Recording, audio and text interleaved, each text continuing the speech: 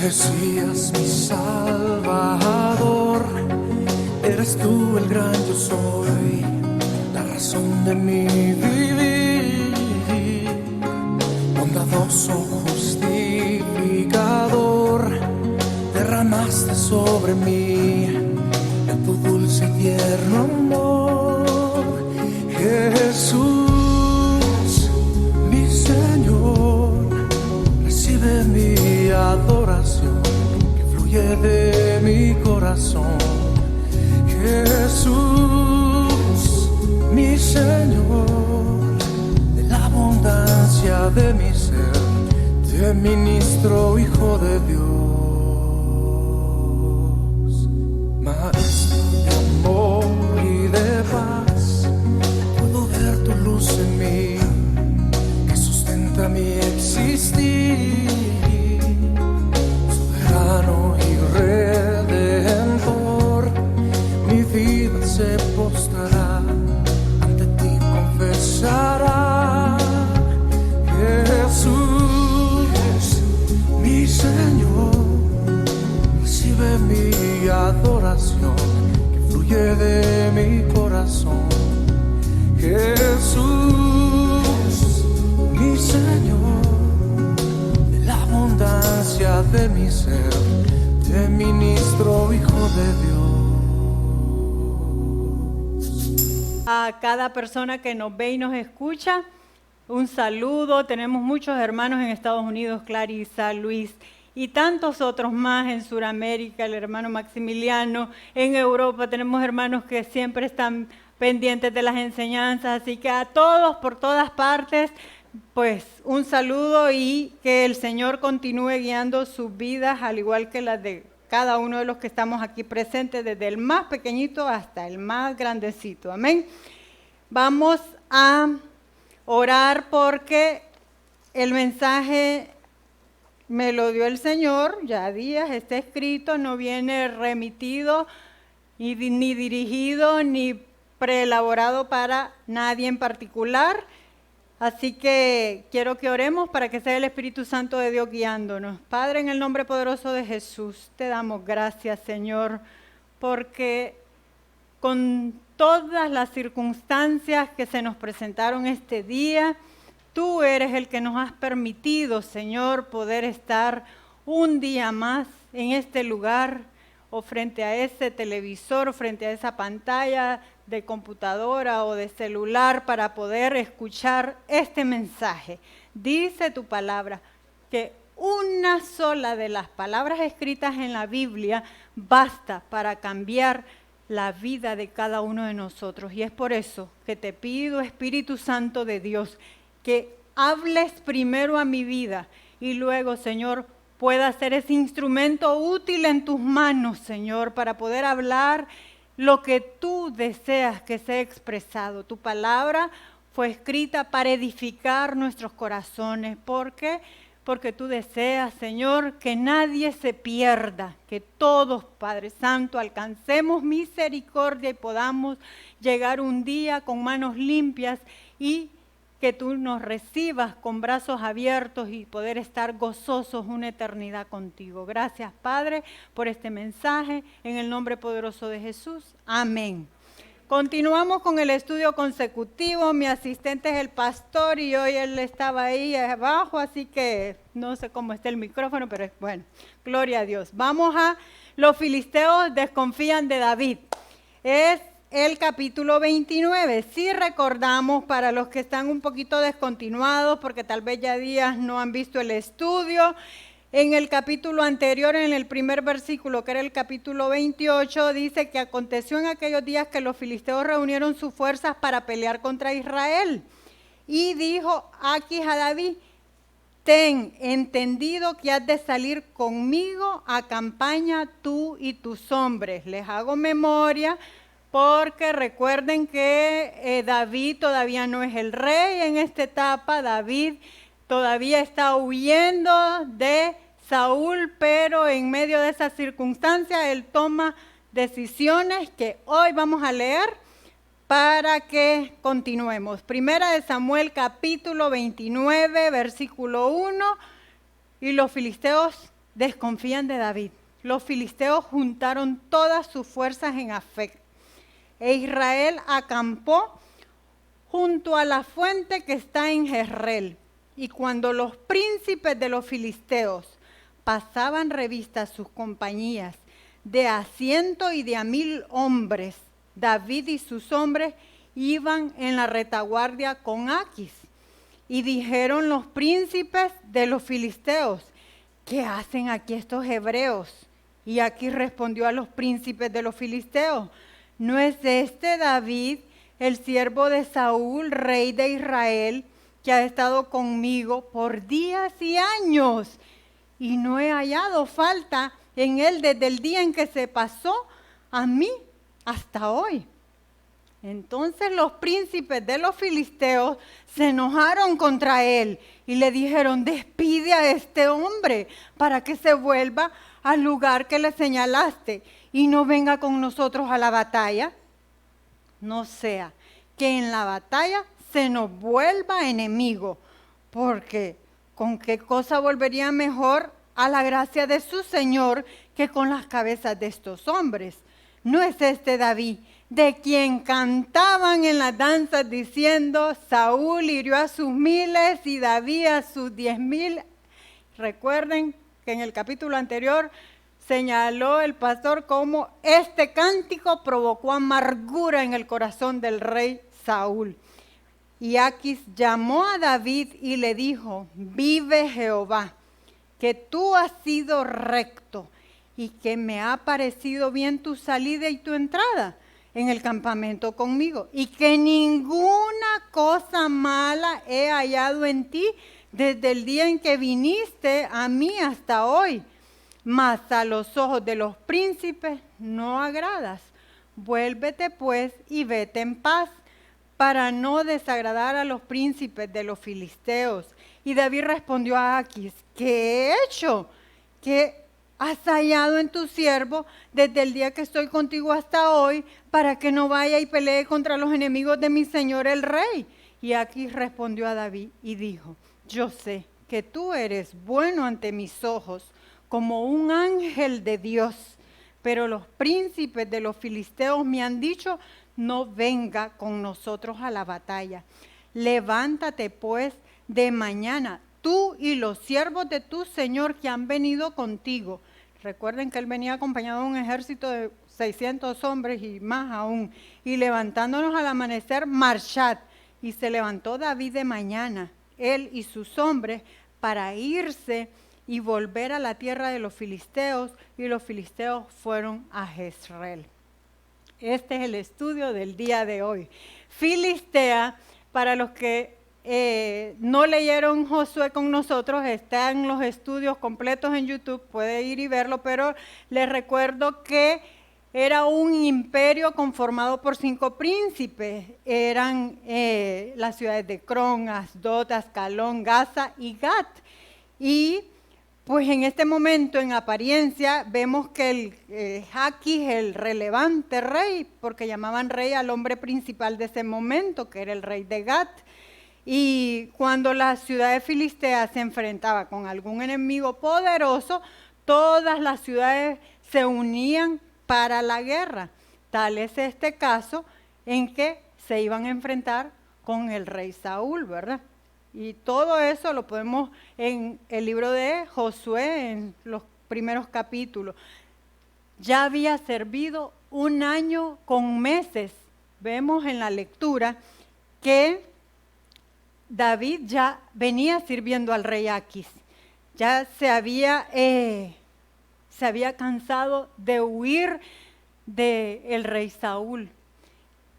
Hemos venido aprendiendo cómo él, siempre muy respetuoso a la autoridad que era su rey, todavía él tiene la unción, porque ya Dios se había apartado de la vida de Saúl cuando él había cometido varios puntos relevantes que eran trascendentes para Dios, no importantes para Saúl, porque Saúl estaba más preocupado por lo que pensara el pueblo, más de lo que Dios dijera. Muchos de nosotros hemos pasado por situaciones como las de Saúl. No vamos a esquivarnos, que nos preocupa más qué piensa el hermanito de mí, antes de lo que realmente quiere Dios de mí. Porque lo que Dios quiere está escrito, mis hermanos. No es tan importante lo que a la hermana Rosy le parezca de mi persona. Puede o no agradarle, pero mi prioridad debe ser siempre y en todo tiempo agradar a Dios, para que no nos pase como Saúl y seamos como David, que siempre venía buscando en todo este tiempo la aprobación de Dios. Pero vea que después de 7 años aproximadamente ya él se había cansado.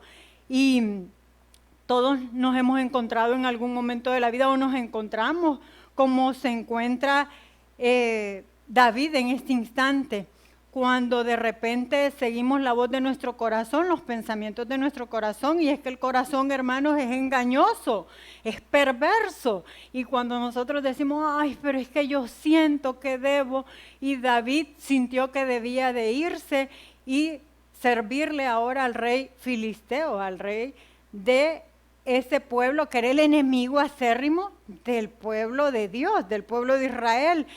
Cuando nos encontramos en una situación donde no encontramos escape, salida, muchas veces recordamos cómo era el mundo y queremos volver allá por miedo, porque nos inunda la duda, la incredulidad y nos falta la fe.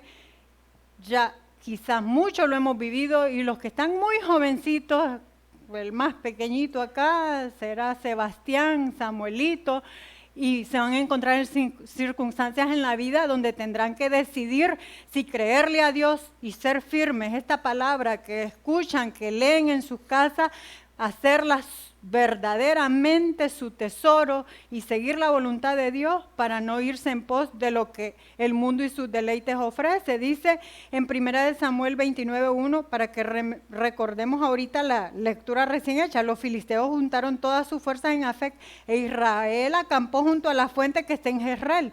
Y cuando los príncipes de los filisteos pasaron la revista a sus compañías de a 100 y de a 1000 hombres, David y sus hombres iban en la retaguardia con Aquis. Aquis lo llevaba a su lado ahí porque era su hombre de confianza. Y vemos que él confiaba, era su guerrero, porque él, en el capítulo anterior, aprendimos cómo él le mentía al rey Aquis y le decía que iba y que peleaba en contra del pueblo de Dios, cuando en realidad lo que hacía era pelear en contra de todos los pueblos que eran impíos. Con todos los pueblos paganos era con los que luchaba, y cada vez que traía botín, obviamente se lo daba a Aquis, y había hecho de Aquis pues aún más abundantes sus posesiones, y este hombre lo amaba. Y en 1 Samuel 27:9 vemos que dice: y asolaba David el país, y no dejaba con vida hombre ni mujer, y se llevaba las ovejas, las vacas, los asnos, los camellos y las ropas, y regresaba a Aquis. O sea, todo lo que este hombre traía, no dudaba y se lo llevaba al rey. ¿Qué pasa, mis hermanos? Que al invadirle el miedo, él se va en pos del mundo a servir a un pagano, a un impío, y se ganó la confianza de Aquis, porque obviamente David tenía cosas muy especiales. Y en 1 Samuel 27:10 dice: y decía Aquis, ¿dónde habéis merodeado hoy? David decía: en el Negueb de Judá, en el Negueb de Jamael, en el Negueb de los ceneos. Ni hombre ni mujer dejaba a David con vida para que viniesen a Gad, diciendo: no sea que den aviso de nosotros y digan: esto hizo David. Y esta fue su costumbre todo el tiempo que moró en la tierra de los filisteos. Y Aquis le creía a David y decía: él se ha hecho abominable a su pueblo Israel y será siempre mi siervo. ¿Por qué? Porque él comenzó a mentirle. Vemos claramente cómo la palabra nos muestra que él comenzó a mentirle, y Dios tuvo misericordia de David.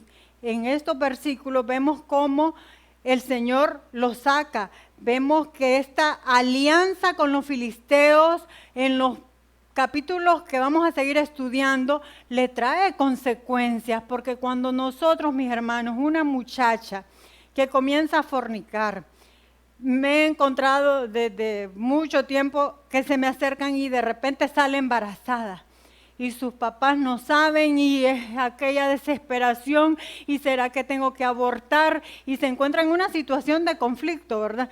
Los amigos del mundo le dicen, sí, abortar no hay problema y miren que hoy por hoy es una cuestión más de moda y estás anticuada si no lo haces, pero esta muchacha ha crecido en el Evangelio, como David era un muchacho, un varón que había servido a Dios, pero la situación lo había inundado de temor y la duda se había hecho, en él lo había invadido, lo atemorizó. Entonces el deseo de Dios realmente no es que nosotros huyamos de las circunstancias, el deseo de Dios es que verdaderamente le creamos.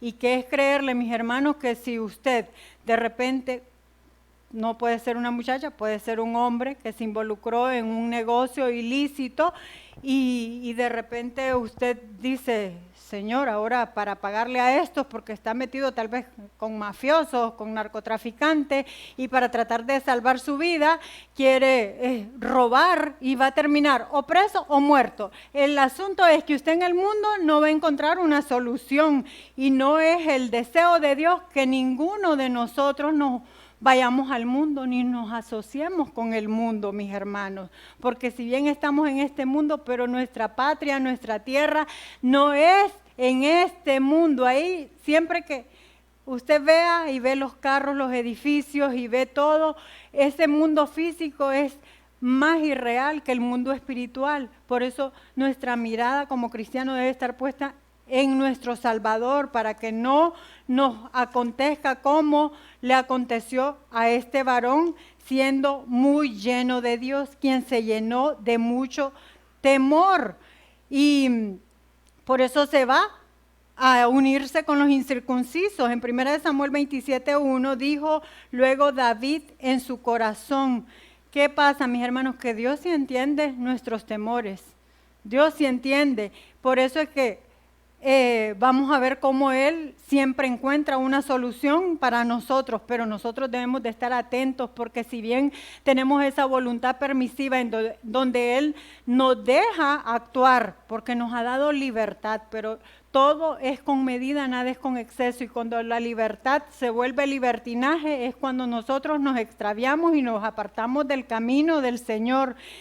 Y en el capítulo 27 dijo luego David en su corazón, al fin seré muerto algún día por la mano de Saúl.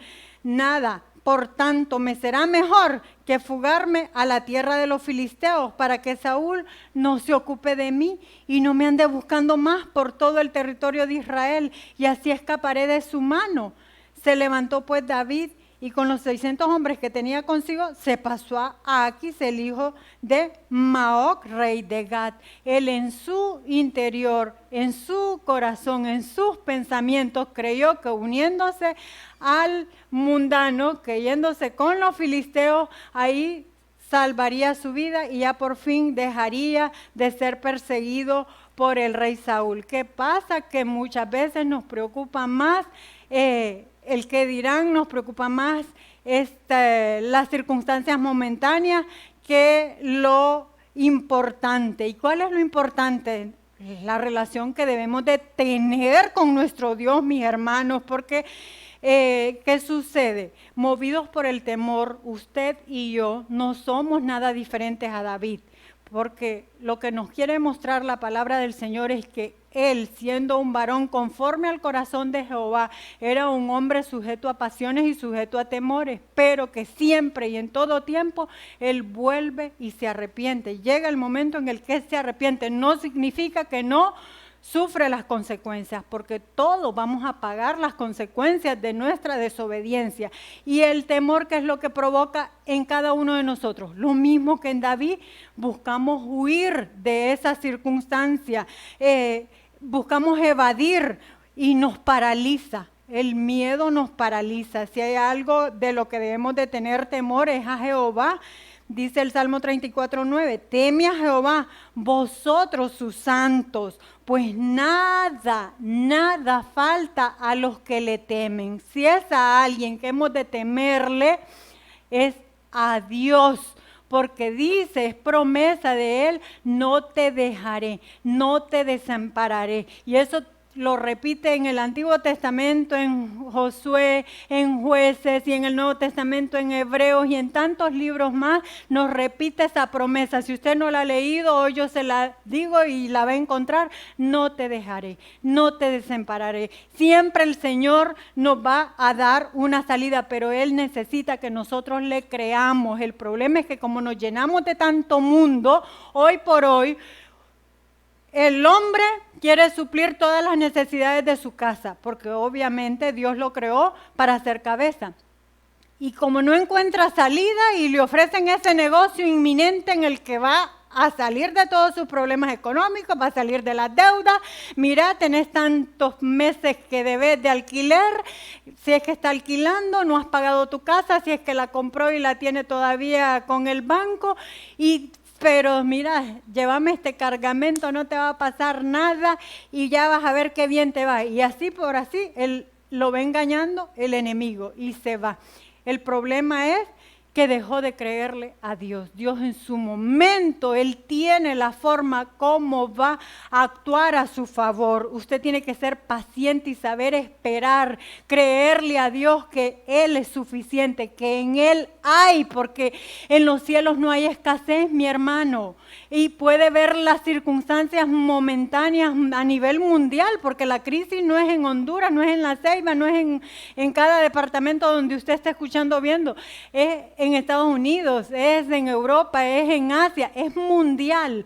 Pero nuestro Dios no está en crisis y nosotros debemos de aferrarnos a eso. Entonces, esa importancia de permanecer firmes en el Señor, dice Juan 17:14, yo les he dado tu palabra y el mundo los aborreció porque no son del mundo, como tampoco yo soy del mundo.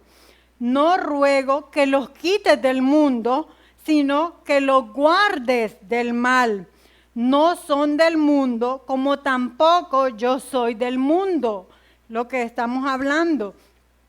Hermanos, nosotros, aunque vivamos en este mundo, no somos de este mundo. Si usted es un elegido, usted es un escogido y usted no está llamado a perdición, nunca debe de olvidar, por difícil que esté viviendo la situación en este momento, puede estar con ese virus, puede estar fuertemente enfermo ahí en una cama, en una camilla, en un hospital o en su casa o en su habitación, pero Dios tiene el control de su vida y usted no se va a ir ni por este virus, ni se va a ir el día que el Señor haya cumplido ese propósito para el cual lo envió a esta tierra. Amén.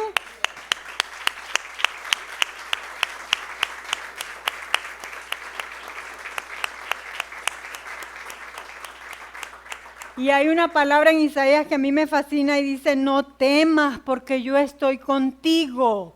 No desmayes porque yo soy tu Dios, que te esfuerzo. Siempre te ayudaré, siempre te ayudaré. Dice, con la diestra, siempre te sustentaré con la diestra de mi justicia. Hermanos, aferrémonos a tantas promesas hermosas que Él nos ha hecho en su palabra. Dejemos ya de escuchar, en el caso de los jovencitos, a ese amigo que solo sabe inducirte al vicio, a la masturbación, a la lascivia, al lenguaje que no es el correcto ni el que le agrada a Dios, porque Dios no quiere que estemos ociosos, hablando indebidamente, indecorosamente, que no nos dejemos guiar por nuestras concupiscencias, que son esos pecados que vienen arrastrándose de generación en generación. Él quiere que nosotros de una vez de verdad hagamos mérito de ese regalo que nos ha dado. Y si todavía tú no le has recibido en tu corazón, hoy es el día que el Señor nos está dando para abrir las puertas de nuestro corazón, porque la gente vive tratando de atemorizarnos y decir, el fin del mundo ya viene. Pero si mi fin de mundo puede ser en este mismo instante, el fin del mundo mío puede ser en ese instante en el que este hálito, esta respiración se acabó. Entonces por eso debemos de ser siempre, poner nuestro corazón en el Señor. Y es que Él mira nuestro corazón. Dice en primera de Samuel, y Jehová respondió a Samuel, no mires, está en el capítulo 16, ya lo habíamos estudiado, no mires el parecer ni a lo grande de su estatura, porque yo lo desecho, porque Jehová no mira lo que mira el hombre, pues el hombre mira lo que está delante de sus ojos, pero Jehová mira el corazón, mis hermanos. ¿Qué es lo que está entristeciendo tu alma? ¿Qué es la circunstancia que te ha provocado el irte en pos del mundo para dejar de seguir las pisadas de tu Señor, de tu Salvador? ¿Qué es lo que, o quién es, o qué es? Porque puede ser cosas materiales o pueden ser personas. De hecho, puede incluso una mujer casada o un hombre casado estar desviado del camino del Señor porque ha hecho de su esposo o de su esposa su ídolo, y todo tu mundo se comienza a desordenar. Tenemos que tener cuidado porque el Señor realmente examina nuestro corazón, mis hermanos, y Él sabe si nosotros verdaderamente estamos siendo obedientes y amándolo en espíritu y en verdad, como Él desea ser amado, mis hermanos. No nos dejemos confundir por el enemigo, porque esa es otra de las cosas que veo yo en estos versículos.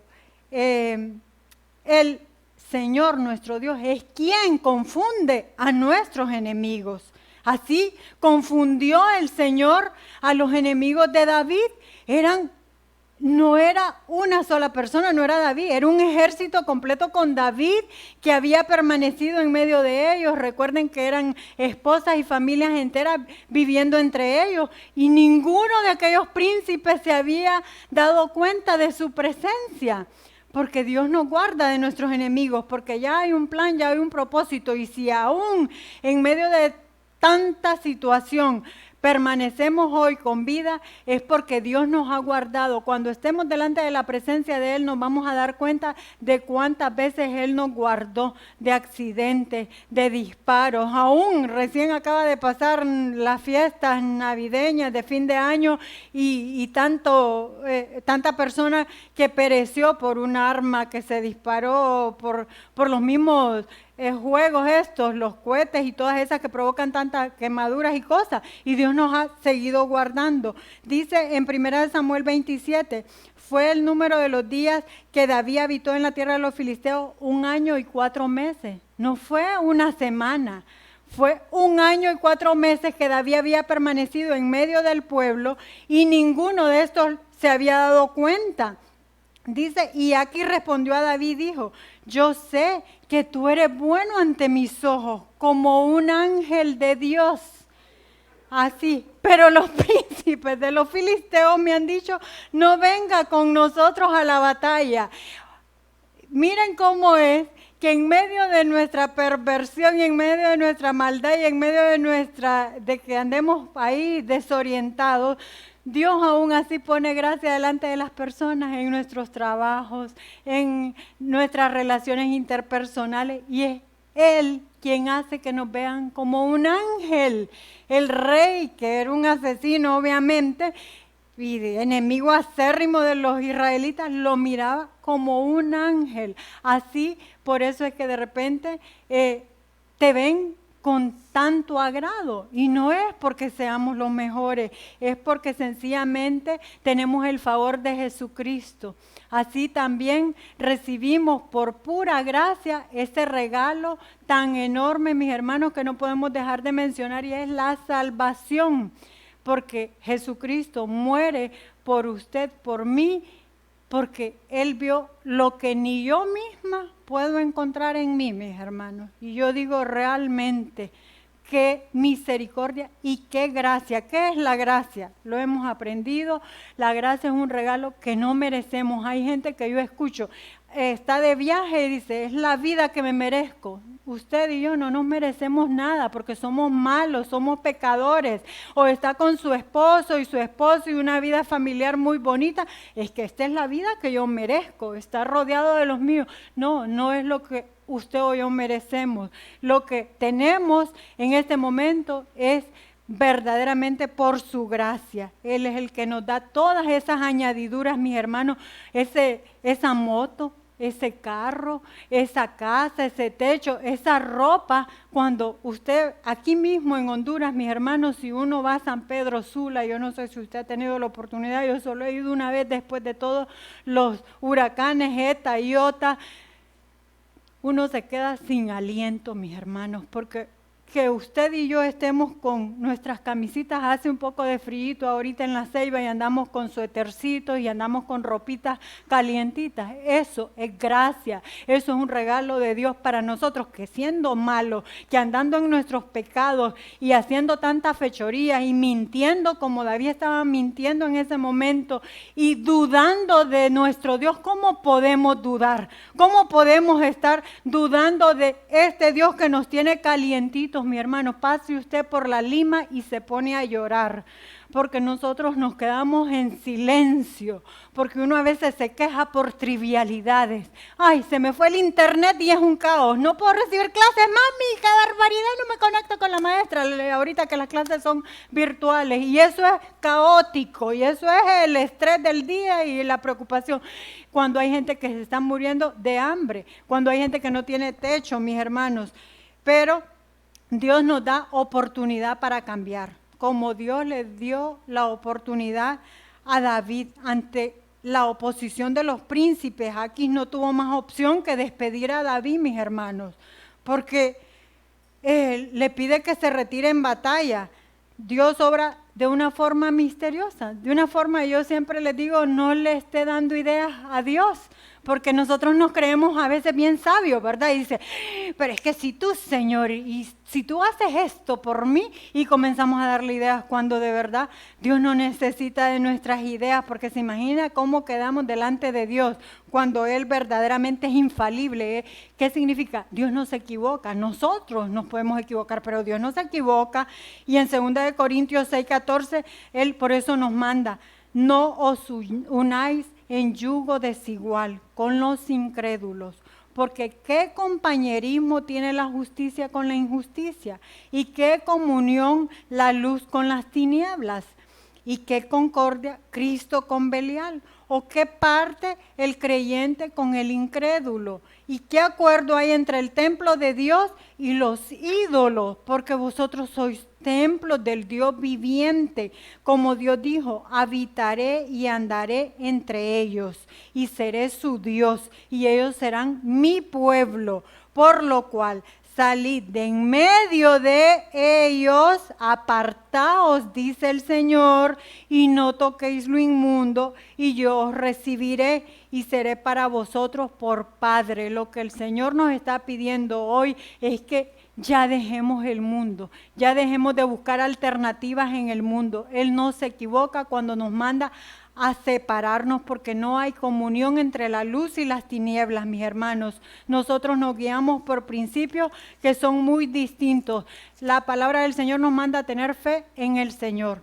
No sé cuál sea el problema, cuál sea la situación que te entristece, cuál sea la circunstancia que te provoque temor, no sé cuál sea, pero sea cual sea, nuestro Dios es infalible. Él no se equivoca porque Él es omnisapiente y Él sabe qué es lo que va a hacer en mi vida y en tu vida. Y lo único que yo sí he leído, en lo que he ido leyendo, es que Él tiene un futuro brillante para cada uno de nosotros en la medida que nosotros nos acerquemos más a Él.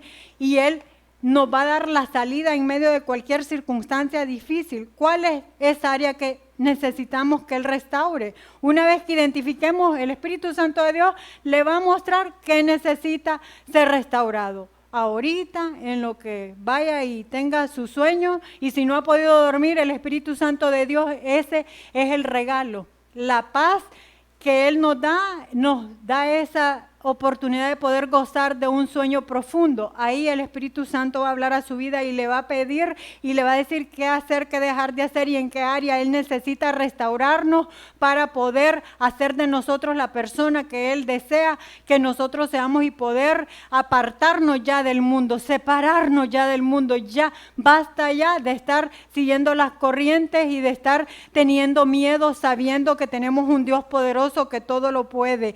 Sí, eso que te atemoriza en tu corazón, necesitas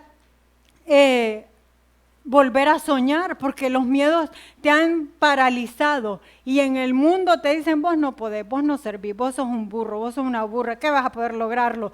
No, no es lo que el Señor dice. Y restaurar, mis hermanos, es justamente eso, es levantar al caído. Si estás jovencita en fornicación, el hombre que te ama va a buscar casarse. Hoy leía a una doctora que conocí en esta ciudad y era una mujer ya adulta, pero cristiana, y ella quería volver a casarse y la persona que encontró lo que le ofreció fue matrimonio y ella vive feliz y hoy ella ponía eso, pues, todos los días publica, pero hoy me gustaba porque decía, el hombre que te ama va a buscar honrarte y no importa porque puedes estar pensando, yo, una vieja ya de 40, yo, una mujer ya reparida, y entonces venís y estás fornicando porque crees que de esa manera, o cree que de esa manera va a poder retener a esa persona. No, porque si Dios quiere restaurar tu vida, va a levantarte, pero tienes que comenzar y hacer las cosas de la mejor manera. Que Dios manda a sus ángeles a nosotros para que nos guarden en todos nuestros caminos. Es verdaderamente, nos invita a convertirnos de nuestro mal camino. Jeremías 15:19 dice, por tanto, así dijo Jehová, si te convirtieres, yo te restauraré y delante de mí estarás. Si entresacares lo precioso de lo vil, serás como mi boca. Conviértanse ellos a ti y tú no te conviertas a ellos.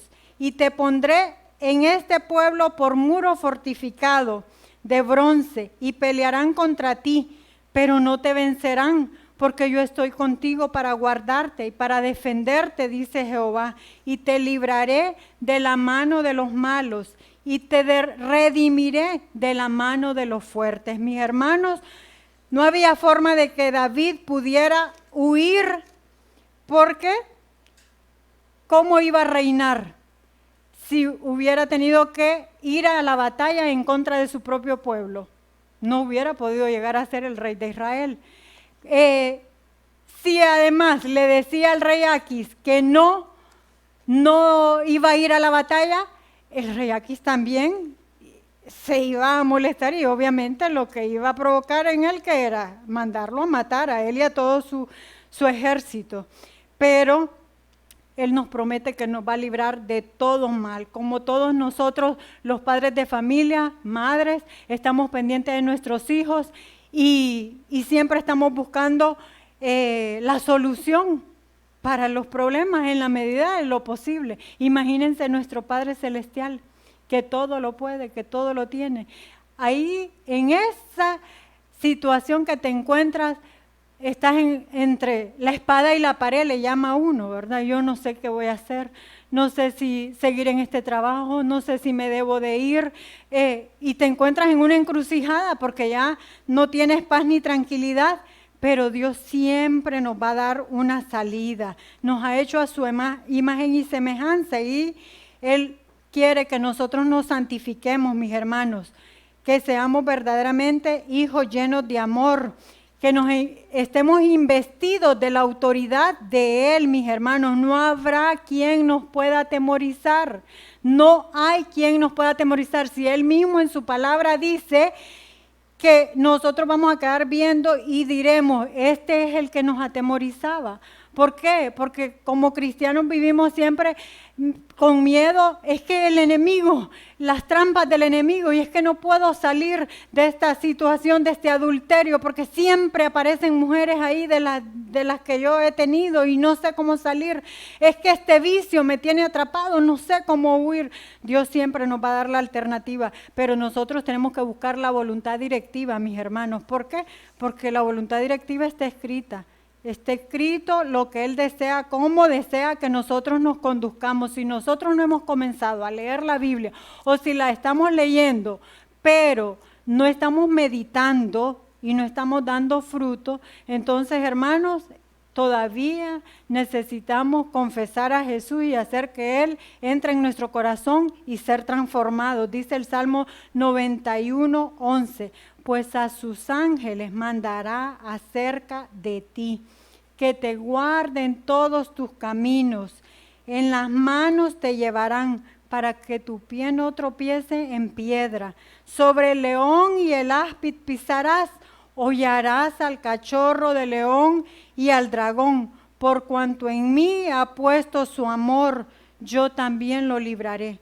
Le pondré en alto, por cuanto ha conocido mi nombre. Me invocará y yo le responderé. Con él estaré yo en la angustia, lo libraré y le glorificaré. Lo saciaré de larga vida y le mostraré mi salvación. Hermanos, yo creo que con una promesa como esta, para cada uno de nosotros bastará con dejar de tener temor y verdaderamente estar confiados de que Dios nos da salida a nuestros problemas. Aunque estemos en medio de víboras, que podemos estar en ambientes difíciles y complicados y tener enemigos que nos estén asediando y nos estén rodeando.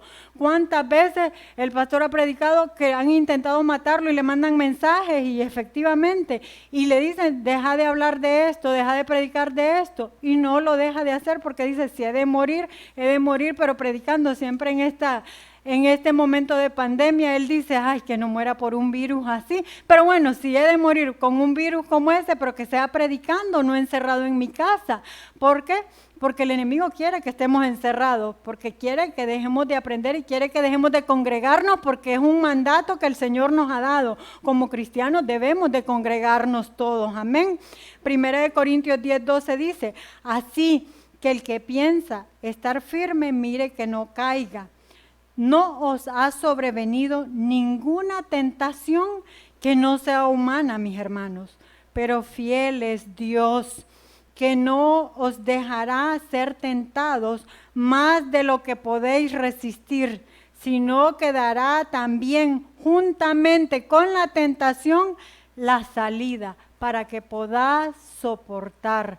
Mis hermanos, siempre que nos encontremos en esa encrucijada, si este es el momento en el que te encuentras oprimido, angustiado, estresado, has tenido que mentir a tus papás, a tus jefes, a tu esposo, a tu esposa, has tenido que engañar porque has dejado de creer y la incredulidad se apoderó de tu vida, Dios con cada tentación que el enemigo puede poner porque Él permitió que Job atravesara tanto problema, mis hermanos, en su vida económica, en su vida personal y en todas las áreas de su vida.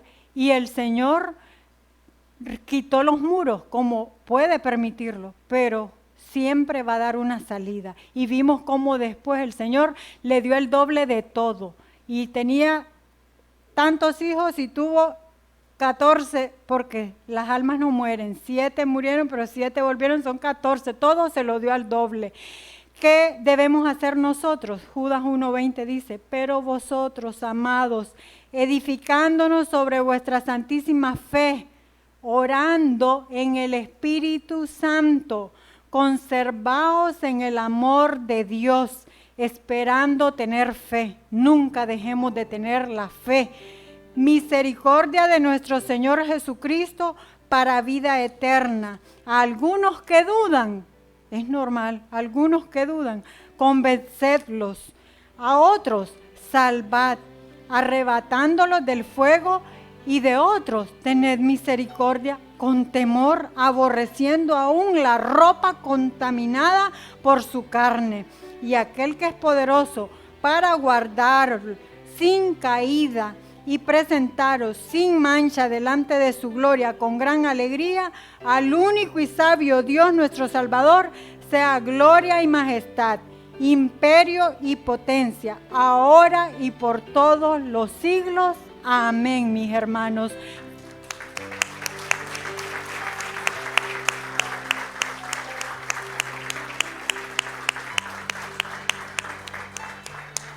Siempre el Señor está ahí para darnos la salida. No vemos muchas veces esa salida porque hemos dado cabida a la incredulidad. El espíritu de duda es un espíritu que no es un espíritu que proviene de Dios. El único espíritu que tiene nuestro Dios es el Espíritu Santo. Y para ello, Señor, el Señor Jesús nos pide tener fe. ¿Y qué es la fe? Esa certeza de lo que no vemos, esa convicción de que vamos a recibir lo que estamos esperando, mis hermanos, no dudando, que vamos a tener salida a ese problema en el que nos encontramos. Muchas veces la dureza de nuestro corazón, la vanidad, el orgullo, la altivez, la soberbia nos hacen vacilar y dudar. Pero nosotros debemos de vivir, como dice la palabra, vidas puras, mis hermanos. Debemos de vivir como hijos de Dios, ser puros. Debemos de vivir sobria, justa y piadosamente para que siempre esté Él ahí para sacarnos de las circunstancias por más difíciles que sean. David, me imagino, no miró opción, no vio alternativa, pero Dios tenía la salida y supo librar cuando hizo que todos aquellos príncipes de Filistea dijeran: ¿qué hace este en medio de nosotros? Apártalo. Y así Dios lo guardó, así Dios hará y hace en cada uno de nosotros. Amén. Quiero que oremos. Padre, en el nombre poderoso de Jesús, en esta noche, cada uno de nosotros, Señor, los que aún no te hemos abierto la puerta de nuestro corazón, yo te pido, usted que todavía no ha confesado a Jesucristo como su Señor y Salvador y desea que Él sea el que reine y el que comience a obrar cambios, yo le digo, repita esta oración. Padre, en el nombre de Jesús, te pido perdón por mis pecados. Reconozco que soy pecador, que soy pecadora. Te pido, Señor, que inscribas mi nombre en el libro de la vida y no lo borres nunca más. En el nombre poderoso de Jesús, confieso con mis labios que tú eres el Señor, el único que murió y resucitó por mis pecados. Y creo en mi corazón que tú resucitaste de entre los muertos para darme vida eterna. Gracias, Padre, en el nombre de Jesús. Amén. Gracias, Padre, por esta noche hermosa en la que nos has hablado y nos muestras, Padre, que en todo tiempo tú estás con nosotros, que tú eres un buen Padre y que tú eres un buen Dios.